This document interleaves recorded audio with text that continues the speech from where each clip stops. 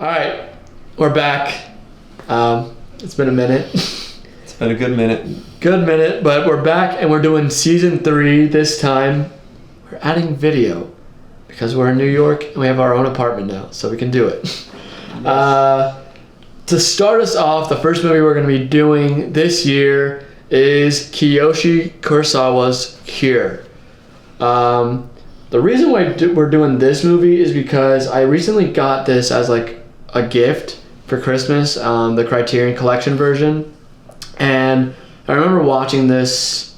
I was telling you, like last year I watched it when I was like going through Japanese like new wave, and I randomly clicked it on the Criterion channel, and my mind was blown because I've never seen like a psychological thriller kind of done in this way. And then once I got the actual like Blu-ray, we put it in, watched it on the projector, me, you, and Mel, and we just watched it. And then we were like, yeah, that was sick. So yeah, kind of to start at the beginning of this is initial thoughts. Alex, first time watching Kiyoshi Kurosawa's Cure, what are your thoughts? Yeah, I think you summed it up pretty perfectly. Like, I've never really seen anything quite like this. Like, it's really serial killer done like at its very best. Like, just the themes and the, I don't want to really spoil it, but Well, listen, there's your spoil. Okay, if you haven't seen it already, yeah, there's a spoiler warning. Spoiler warning. Just go watch it because we have to get into like the ending. True, we have to like talk. We have to get the yeah, spoiler. Yeah, so like watch it. If not, then you're just gonna get spoiled. But whatever. Okay, go. The themes of hypnosis and manipulation. It was really very interesting, and I just think it's done in such a interesting way. Yeah, and like one of my favorite things, like watching it the first time and then watching the second time, like the details throughout the film get even deeper on like the second watch. Like the first watch, you have no idea what to expect. Like you know it's a thriller, you know it's like about a murderer, but you don't know like how it's really gonna be done. For sure. And like when I watched it for the second time, I was like, oh shoot, like the attention to detail in this film is crazy.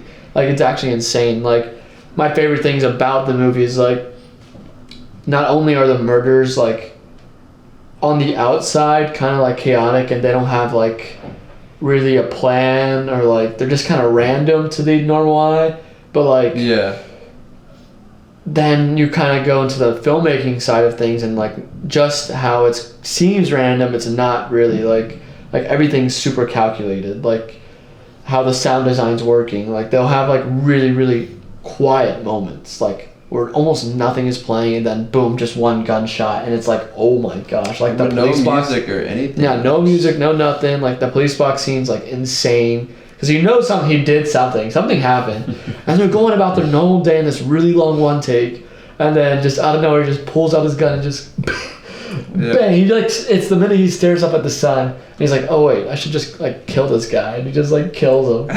It's crazy, but like yeah, that's insane to me. Like I like the switching of it. I love films that like as you're watching it you have to piece everything together, you know, like it just doesn't throw it in your face. Like you're the one that has to figure it out with the character, with the main character as well. So like it was so interesting watching the film's progression from like as they're slowly feeding you things, you know, they're slowly telling you things, but they're not giving you everything all at once. And it's just so interesting. Every single scene, we see the killer, what was his name? Mamiya? Yeah, or Mamiya. Mamiya. I think it's Mamiya. Mamiya sounds better. Yeah, okay. It's... Every time we saw Mamiya, we would find out just a little bit more of his process and how he would use hypnosis to manipulate people. And it was just so interesting every single time he was on screen. Because they not only like they would show us more of the process too every time. Like sometimes, like in the beginning, like we could tell he was weird because he just spawned in on a beach and kept asking these questions and questions to this guy, and then like, but we don't see fully what he's doing. Like the nuances. You don't even know he's the killer at that point. Yeah, we knew. I feel like you kind of know this guy's weird. That's about it. Well, at first I thought he was a victim. Because he spawns into this beach He has no idea what he's doing. Yeah. What the freak? Like, where am I? Like, what is this place? I'm like, oh, did the killer do something to him? You know? But then as it progressed and it got creepier, and again with like the sound design, and also just like the way they lit the scene, especially in the house. I remember you were telling me earlier the other day, like the use of darkness. Yeah. How characters would just literally be betrayed in almost complete darkness. Yeah, they would just be in like a literal shadow in the corner. Yeah, that would just keep you on edge constantly. Because you can't even like see, like just like the character. The thing about like that specific scene, like when he's in the apartment for the first time, he's like the first kind of victim in a way. Like the way that's lit and the like, especially when he goes into the kitchen, he's playing with the tangerines or oranges or whatever. Like the only person that's lit in that scene is the guy that's about to be like hypnotized. Yeah. He's the only one in light while he is shrouded in darkness. It's almost like it's like implying his evil deeds in a way, like how he's just shrouded in this almost black, and you just see the whites of his eyes only. Like it's very creepy. He's literally just sitting there playing with like oranges. Like you can barely make out what he's doing, but like it's so interesting. And another thing on like the camera work is like the entire, like going back to like that calculated, measured filmmaking. Like the camera is so calculated every single scene. Every single scene where something calculated is happening, or they're trying to figure out something, or like he's going through the motions of like trying to hypnotize people. Mm-hmm. The camera is always either static, like playing these like really long one takes, where it's like letting the performers do their thing, or B, the camera works like just going around the room and like dolling like on the beach or like, but it's always these long performance driven takes that I really, really loved about the movie. That feels so real. Like every time you're like, because they're just like, it's like a play. Like almost no music, you know. It's just the natural sounds and the ambient sounds that are playing, and the actors are just like going at it. But even in those moments, like going to the sound, it's like then there'll be things where like they're just like they're cranking the volume of like water drops. Or like the pipe thing. The pipe, they're like. That thing was so loud. I think the most noticeable one is the dryer in his house. Oh, and the detective. true. What's the detective's name? Well, that's a really important sound. Actually. Yeah, Kenichi, Detective Kenichi or Takabe. Like when he's in his house, that thing's just going. Like it's just so loud. That one plays such a vital like role to the film. But it's just like it's constantly there. It's constantly there, and when it's not there, it's like. It's dead silent. And then when it's like, I think it's like plays into that hypnosis, whether or not like the killer meant it to be there. Like I don't think he knew about that sound or anything, but like we know the killer can use visual cues. Like the easiest one is lights or like but we start flame. to learn like all the different methods that he uses. But then you can realize, oh wait, this guy's just a genius and he can use sounds. He can use like other liquid visuals or like it's just this questionnaire that he runs through and these little motions that. Well, I also love that like I feel like most films wouldn't do like there's a whole process on how he hypnotizes people. Like it wasn't just like a one and done thing. Like I got you, or look at the little spinning clock, you're done. It was a whole process that he has to like check these boxes almost to get you the fall into his he hypnosis. knew it wouldn't work. Like it was a difficult like. Actual procedure he has to do. So that just made it so much more interesting. Just watching him actually like work in his craft, Yeah, because he's like a master at what he's doing. He's an actual genius. Bro's and it felt like it, and it seemed like it. But he also feels like he's a character, like his performance is so good in the film, but you just want to punch this guy in the face. Like you feel the rage that the detective feels, because you're like, just answer question, just answer properly, please stop. Yeah, he's like, who? He's like acting dumb. He's like just what? acting so I don't remember. stupid. And you're just like, bro, you know what you're doing. And he never breaks, but when he does break, and it's not like it's not like a Two-Face type performance where he's like one way and then he's like, then I'm normal. Yeah. It's like it's a slight so break. slight. It's just the way his you face, could almost miss it. If you're not locked into the movie, like the way his face slightly changes from like what he's doing to like realizing the detective, like he only says one line to the detective is like, oh, you're different, like you hear me, right? Like Like those little nuances, you're like, ooh, like where did that come calculated. from? This is really calculated. So off-putting. It's so interesting. It makes his character so interesting. Every time I'm watching it, I'm just like, what's going on inside his head? Yeah, because you What is he trying to do? You can't get a read. You can't get a read. You know? That's the problem. No one can get a read on him. And you think he's stupid, so they keep on answering these questions, but they're just digging like their own grave every time they like bite into his like little questionnaire that he does. And then like I like with the camera too, like a lot of the film is on like a tripod or it's like very calculated dolly movement or crane. But then there's points in the film in the back half, like the third act, where boom, it goes handheld. And when it goes handheld, that's when you know like it's going crazy. And it's like almost a detail like I didn't even fully catch on my first watch because I'm like I'm just locked into the story. But on second watch, I'm able to like kind of analyze and like look at it from more of a filmmaking aspect. And like like there's only 2 times in the whole movie, or 3. I'm pretty sure 2 or 3 times where it goes handheld, and it's only when it's on the detective, and it's when he's having like a mental breakdown. That's when he's like really fighting his demons, and like especially when he comes into his house that one time and it's just tracking behind him, and he's like running around, and then it's like boom, like he thinks he sees his like wife like hanging in his kitchen. Like that whole sequence of him running and everything is like, oh shoot, this guy's tripping. This guy is like struggling right now. I love how they played off like the really like the hypnosis side of things. Like it really allows them to get creative with like the amount of things they could actually show us, you know, like make him really trip out with the visuals and stuff.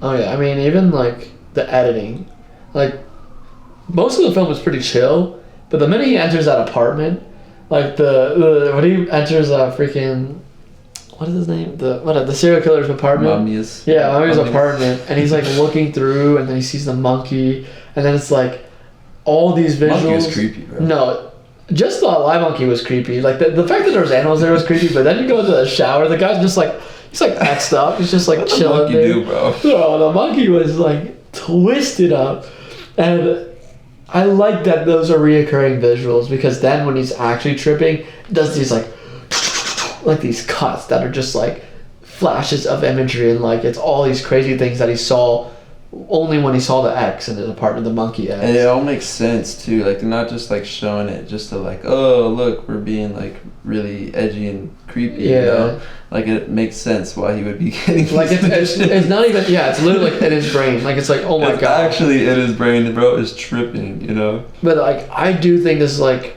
one of the scariest film. Like on the edge of your seat. Like you don't know what's going on, especially from the thrilling side of things. For a movie that does not use a lot of sound cues or like it doesn't use jump scares. It doesn't use like crazy music to like really put you on edge. Yeah. It uses silence really. It uses like nothing. It's minimalistic in a way on what it's doing, but it's so effective that it's like by the end sequence when he enters the hospital, like the abandoned hospital, I remember all of us were like, no, don't go in there. Yeah. Like especially with the creepy picture and crap, you're like, no, get out of here, bro. You're just like, your heart's just pounding. You're like, oh, like because you think a jump scare is gonna happen. Any other movie, a jump scare is happening. Someone's gonna have a big battle. Something's gonna happen, but not this one. It's just like, it just likes to like make you churn. It likes to make you feel dirty and like sit in the thrill, sit in the suspense of it. And it's very interesting. Yeah, I really like the whole like duality between our main character, the detective, and then Mamiya, because it really felt like a battle. Oh yeah, but it wasn't a physical battle. It was all a mental battle. Like chess. It really was like chess, and you really never knew like if the detective was gonna get hypnotized or not, or like is he hypnotized? Is he? I don't know, because like there's even moments like, I mean, for example, like the one scene where he is tripping out and he sees his like wife literally dead in his kitchen. You're just like, that scene's crazy. Like the way his jaw's dropped and he's screaming. Every time someone watches this movie, so and when you're just like cringing. So you're like, oh real. My god. And then it just cuts back, and then you're like, everyone is like, wait, what? Yeah. what's going on? You're like, what is going on here? And that feeling of what is going on here is what that means. That is what bro's feeling. Like, we're all in the same boat with him.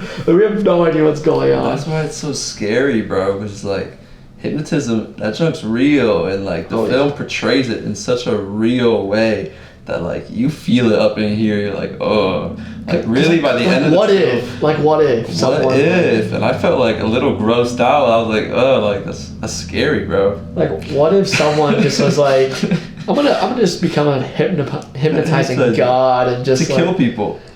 Yeah, but his hands would be like, how do you even prove that? Such a cool concept. And I think the problem here is like, how do you prove that he did it?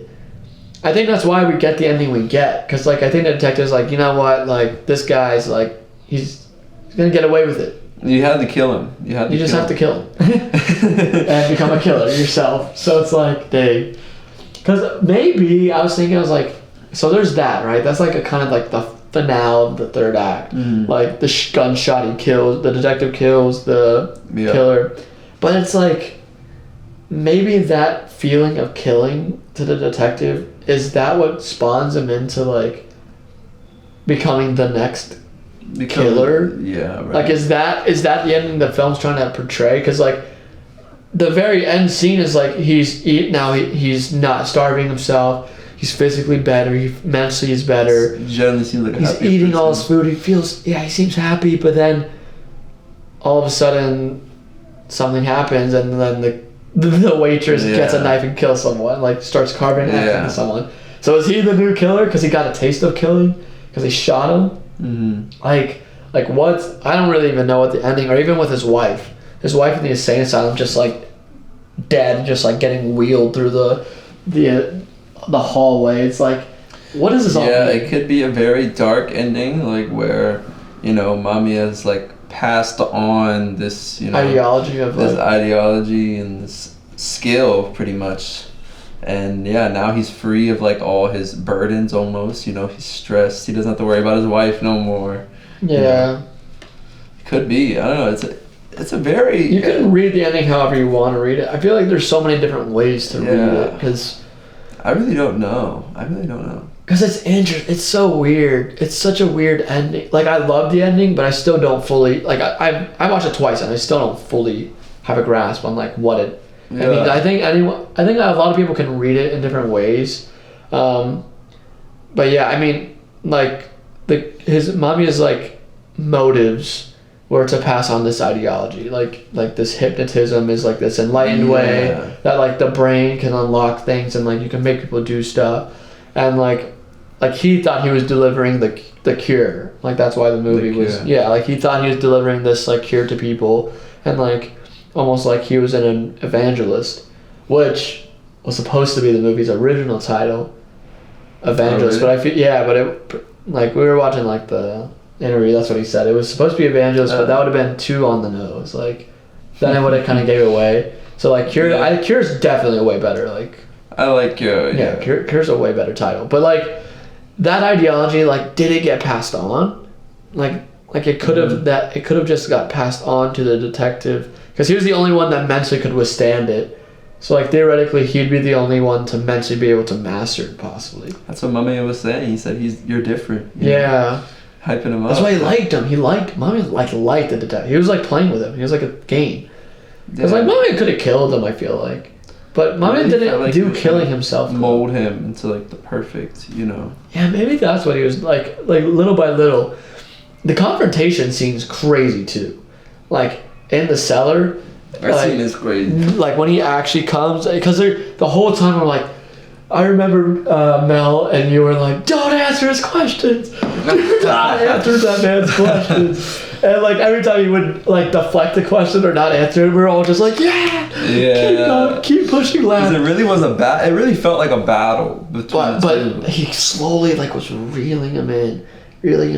But then it was like Uno reverse card. This man like whips out a lighter. He's like, what? What's up? Like, I got your lighter. What you gonna do now? Yeah. And like, it was crazy. And then even like, but even to that point, like, he got the lighter. He thought he was on the flip side of it. Like, he thought he turned the tables, but then the water's dripping. dripping from the ceiling, and it puts out the lighter, and then boom. I think the detective guy got there. Like, I still think, because that's when he started tripping out. So, like, maybe that's, like, the turning point of, like, oh, shoot, like... But I low-key feel like he's been got since he even walked in that room. Because I feel like he was already stressing about things. Oh, seeing the monkeys his fate his wife. His fate was sealed already. So, I kind of like that theory, actually, like, that Mamiya just, instead of hypnotizing to kill... Maybe hypnotize him to become a hypnotizer, like, or become like the next one. Like, he passed it on, because that's very doable. Because he saw all his all the works. He saw the videos. He saw the monkeys. He saw like all the killings he saw. And Nami was constantly talking to him I think he's the character he talked to the most out of everyone that we saw. Nami was able to talk with him the longest. And like conversate with him the longest. Yeah. And it's like, shoot, like that might be like what happened. Like he got hypnotized himself. Even like the water dripping on the lighter is even like so convenient, you know? Like it almost seems made up. Yeah, it's like, oh shit. Like he's just envisioning that junk. Or it's just like a visual metaphor of showing he's gone already. You know? I mean, even like, didn't he go back into the cellar and like the monkey was in there? Or was that the other guy, the psychiatrist that went? I saw the monkey. I think it was a psychiatrist, right?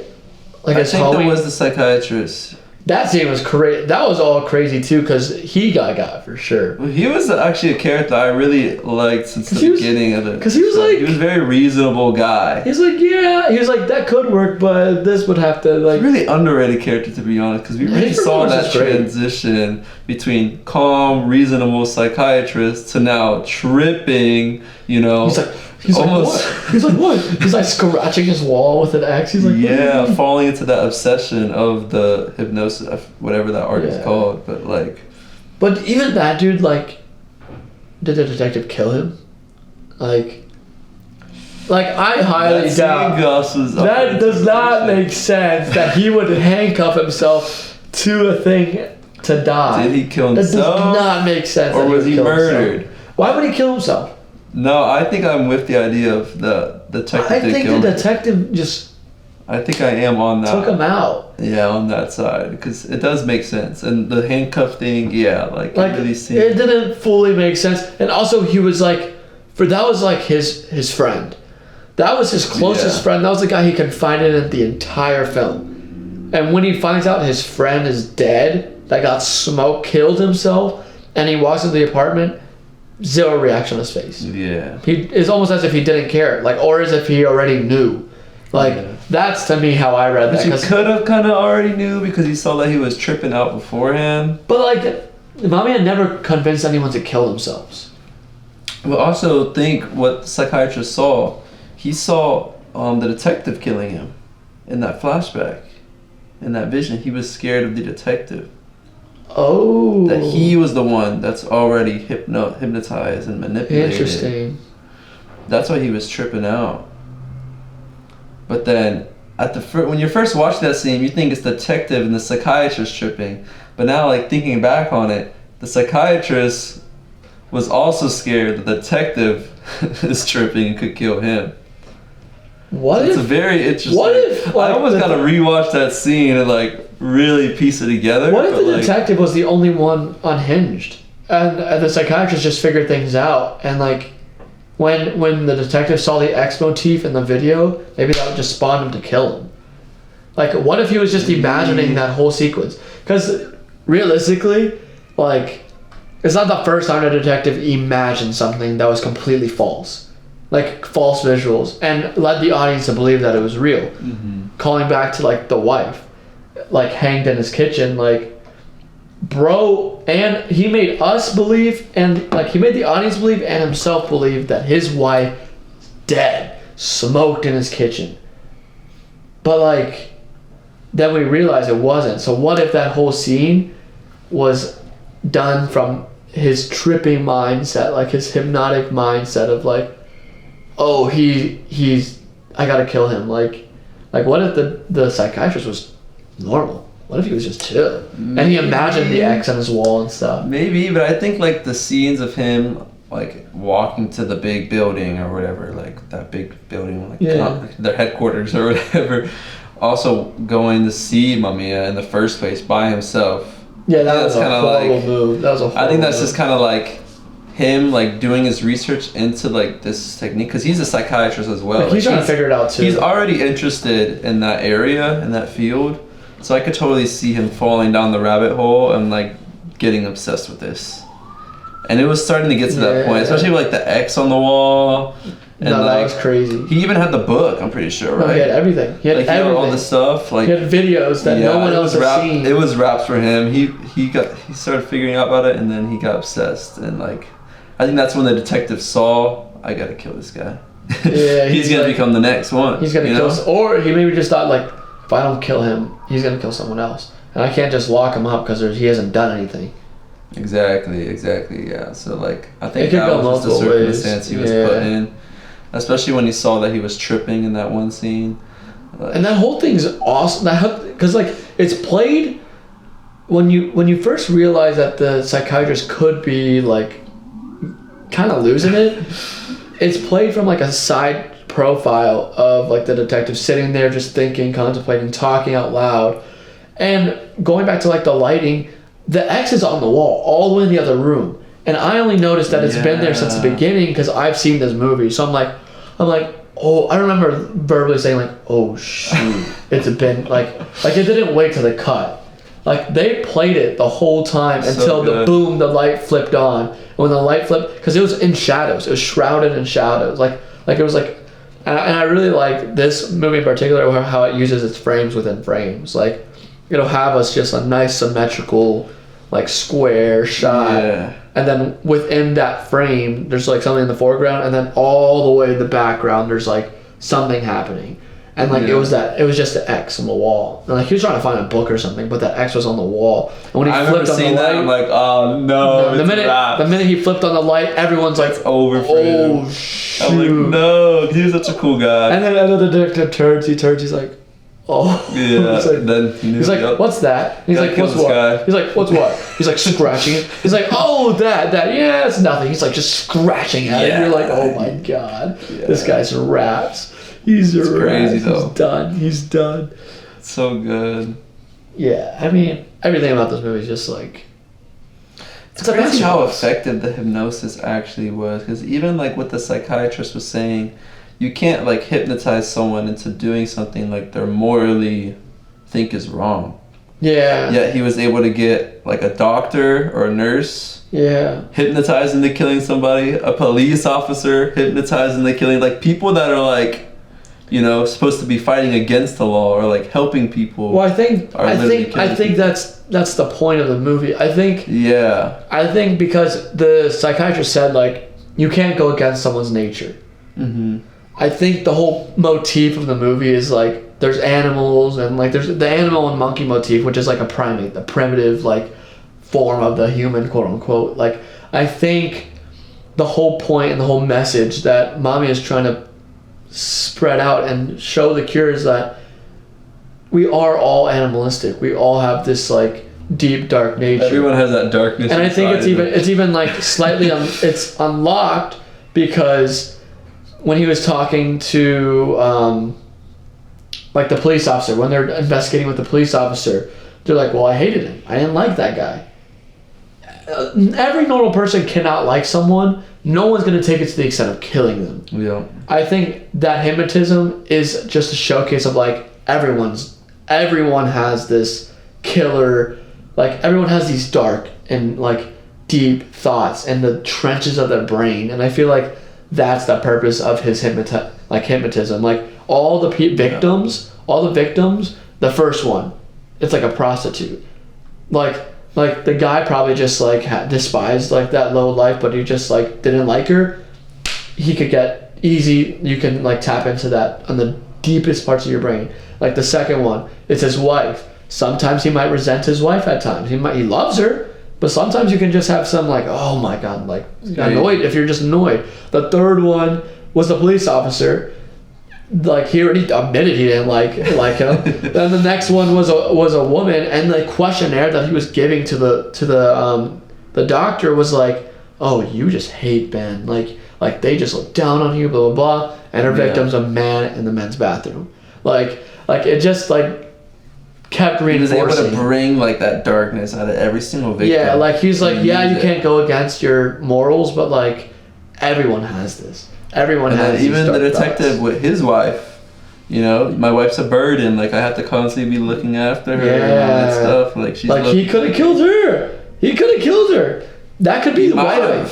That could be literally why she's going down the freaking like hallway dead, like just a corpse, dead corpse. Yeah, I gotta see that again because I wasn't even sure like what I was seeing. Like, was that even his wife? Yeah, that was his wife. Deformed, but it was his wife. Like I wasn't even sure because it was so quick. It was so quick. It was so fast. But I mean, even that whole scene where like the dryer's just going, and he's just like, oh my. And then that's again with the sound, like showing like the inconvenience of his wife, like constantly being a burden on him. She keeps turning on the dryer. It keeps annoying him. He's coming back home late from work, or tired as like raw meat. Like when he was really tripping out and having these dark thoughts, like he opens his plate and it's just like a raw slab of meat. He just picks it up and throws it. Like this man is like on the brink. So I think that could could be in his head, low-key. Which could not even be real. I mean, it could be the hypnotize, whatever the freak you call it. Hypnosis. Messing with his head at that point.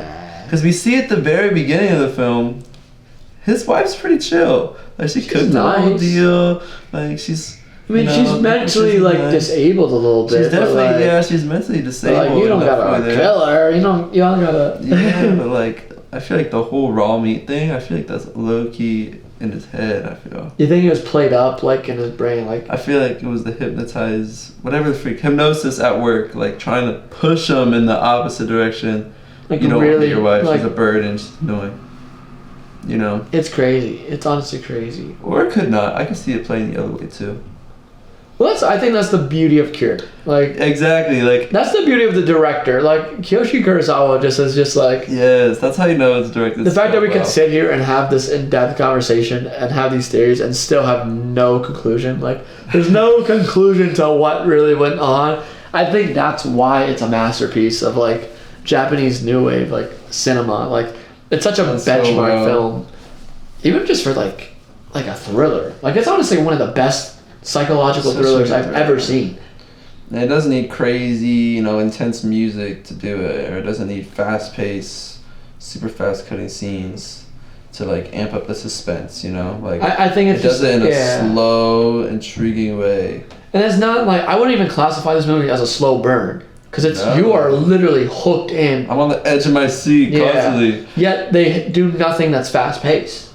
Yeah. Nothing is fast-paced. There's not an actual like active murder till you don't really see. I guess you actually see it in the opening. Never mind. You see the active murder. You do see murders. You see murder, but they're not like really crazy. Fast. They're just so blunt. Second. They're so blunt. It's as if like we're just watching it, like in real life unfold. Like someone just like if they gets a pipe and starts hitting someone, that's how it would look. Yeah. That's how it would feel. Well, the whole like hypnotizing process is so slow and it's like very meticulous, and he has to do this and that. But like that's the build up, It's really the build up, and that's why it gets so intense. Till it just like boils over. Exactly, until it's over, and then boom, killing, and it happens fast, and boom. Yeah, it's honestly just perfectly executed. Life. it's perfect. Yeah, because like a lot of people that get driven to murder, like they don't just like wake up one day and like no. Like they're slowly pushed for years. Until it's a random outburst of emotion, Yeah, that's why it's a masterpiece. I mean, like I know we were reading on IMDb that like Martin Scorsese, it's one of his favorite films, like one of the best thrillers he's seen. I saw it was like on Bong Joon-ho's top 10, yeah. Bong Joon-ho. And Bong Joon-ho has a similar film, Memoirs of Murder, or Memories of Murder. Yeah. It has like the similar vibes, like this like really like eerie setting, and I feel like he low-key saw this and was like, I want to do that. Both are great. I think Cure's better, but like you can see the influences Cure might have had on like Bong Joon-ho. Yeah. But I really want more people to see this movie because it's definitely slept on. It is so slept on. Like if you like movies like Seven, like this blows Seven out of the water. Not gonna lie. In my opinion, I think it's like I 110% agree. Because like the thing about at least a lot of American thrillers and like mystery films, especially like recent, like with Knives Out, I'm different realm for sure. Like Knives Out is a different, like that's like a whodunit, but like just in general, I feel like a lot of American cinema when it comes to this genre, it kind of tells you. It eventually tells you. Like, it eventually tells you the motifs. It eventually tells you, like, oh, this is what's going on. And sure, they could be great. Like, Seven is a great film. Like really, really good film. But it eventually, like, it tells you, like, his motives. And it tells you, like, what he's doing. And he is the killer. Like this one, he's not inherently the killer. Like, it's not he's killing through people. Very clear, you know? And they're kind of embellished. Like, Seven's embellished.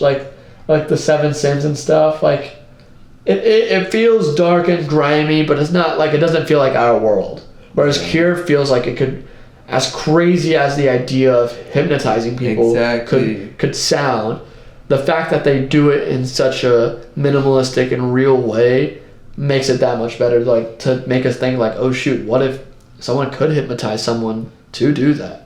Yeah, like it feels so magical and like unreal. Like supernatural almost. But it feels so real. Like it's so weird. It's so interesting. It has like elements of supernatural, but like so cool. Such a cool concept for real. It's really great. And that dude slept on in the movie too. The practical effects. The practical effects of this movie are so good. So good. And they don't the cop shoots the gunshot, because it's all point in one shot. We know they don't use CGI. They fire a blank and then boom, he hits the ground and then pool of blood just immediately, all in one shot. That whole scene is like, that's one of the best scenes. That's one of my favorites from the entire movie. Yeah. Just from the whole setup with like him walking into the police station. Like he jumps off a building. Yeah. How does that even like it's crazy. And you think it's wrapped for him because he's like, oh, he's caught in the authorities, getting questioned. He's not. He turns the whole scene around, with the lighter, boom, on the table. No, it's so sick. So he's like, sick. look here, look at this. Yes. That's like the first time we see him break character too. That was the first time you see that switch in him, and you see him asking the questions. Yeah, no, it's crazy. It's crazy. And even like the other time where he like breaks character, like just in like the conference room where he's like talking to him, like he almost got that whole room. He almost got the guy that came up to him. And bro was detective sitting next to him was like, bro. I think that's really when the detective saw that he can't prove this guy is guilty. Like, he has to do something about it. Yeah, he's literally sitting there like, to his own hand. Are you kidding me? Hey, bro, literally, he broke out of a whole prison by banging a That's freaking... That's crazy. No, that scene I forgot about that. That scene was insane. No, that was insane. He's just like banging on a thing. He's getting everyone... sound that hypnotized the whole... He's literally asked every single person in the entire facility the same question, the same thing, and he knew the minute he had this sound cue, he got everyone. Yeah. Bro literally hypnotized an entire building by himself. Like, that's crazy. Yeah, even like in the trial or the conference or whatever was going on in that room, like the way he was able to hypnotize the guy questioning him, like his boss. Like that too. And going from like accusing, like hard accusing him to all of a sudden hey guys, he's not all the way there. Like he's crazy, And it's like, whoa, like that was a scary scene almost, because then they all manipulate, because they all started talking to each other and they left them alone. Exactly, and like all the attention was completely off him at that point. Then it was just on him and the detective. The detective saw him. That's why he asked, like, you hear me, right? It was crazy. It was so cool the way they played it, and the hypnotism. And so like sick. the performances were also like just performances were so good across the whole board, like. It's crazy that he was like improvising almost all his scenes. What's the actor's name that played Mamiya? Yeah, I really liked what he said in that little interview we watched, where like the director hypnotizing me and saying that like, what did he say? Oh yeah. So the director's like notes. It's Masato Hagiwara. That's the actor that played Mamiya, the killer. basically the director's notes were literally, stop doing, like, you have a tic, like, can you stop doing it? But the director never once throughout the whole shoot ever told him what the tic was. So he let the actor actually figure out what the tic was, and the actor, he actually never figured out what the tic was. But his theory in like the behind the scenes interview was like, I think it was just that I was overacting. Like he was overacting it. Like he needed to dumb it back. And I think that was the director's like way. So he was saying like, you never told him what. Yeah, he just kind of was like, stop doing that. And that's like a director just saying, stop doing that. And you're like, doing what? He's like, yeah, just that. Stop doing that. That's why I think it came off, like his acting came off so subtle. Because he didn't even know what the freak he was doing. He just did something slightly different, you know? So it came off so natural. It was just like beautiful improvisation, and like even the scene where he like puts his finger on like his head. And exactly. Like, all improvised. Yeah, and even how he was saying, like he was just like walking around the room, like just doing things, like just like looking on the wall, you know, or like playing with oranges. Or just like doing random things. Like a child. You never know, like. What's going on? Manipulating? Is he actually crazy, or like is he a genius? Yeah. So good, man. Confirm, man's a genius. Yeah, such a cool thing from the director too. No, that's a crazy note. That's a crazy note. Like, crazy hey, bro, note. like, just stop doing that. How do you think of that? What am I doing? Just how do you not go crazy as an actor? just stop doing that. And you're like, what? Stop doing what? What do you want me to do? Oh, figure it out. You do something. You're just doing something. Just stop it. Yeah, right. Like, all right, bet. I'll stop doing that. I'll stop doing that. Actually hypnotizing his actors. No, yeah, that's masterful. Take away. Yeah, no, that's one thing to take away from this. Sometimes the best note is a very ominous, coded note to your actor. You're just like, I don't know, maybe stop doing that. Yeah. Stop doing that thing. You're like, oh, okay. But I can't wait to go through more of the behind the scenes in this film, like in the Criterion little set. I'm very curious. There's like other cover behind the scenes. I love the whole lighter. If you see this beautiful cover from the Criterion, and then they have like the disc. Flexing his Criterion case. Yeah, I gotta flex it. You already know. If I own it, I'm flexing it. But yeah, it has like a bunch of behind the scenes. Oh, that picture's sick. Yeah, a little pamphlet and stuff. It's pretty cool. But yeah, I think that's good. That's solid. That's solid. That's a solid Check out the film, episode. It's honestly so good. Yeah, check it out. It's on the Criterion channel. If you have that streaming service, you can buy it also on Blu-ray and 4K. Also, I want to say it's on HBO Max, but that might be a lie.